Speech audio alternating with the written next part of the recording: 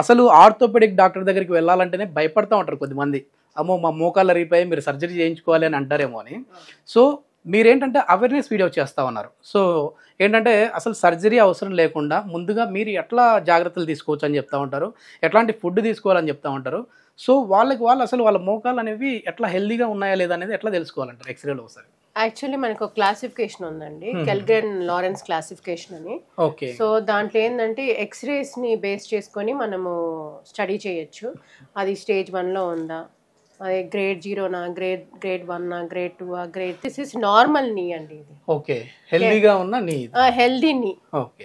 ఇంత మీకు చెప్పినట్టు this is the thigh bone, femur అంటారు, and this is the leg bone, tibia and fibula అనమాట ఈ అనటామికల్ టర్మ్స్లో.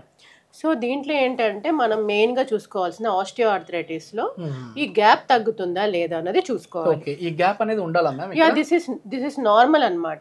ఈ గ్యాప్లో ఏంటంటే మనకి మీకు ఇందాక నార్మల్ అన్నమాట మీరు చెప్పాను కదా, సో దాంట్లో ఈ మినిస్కస్ అనేది ఉంటది అనమాట.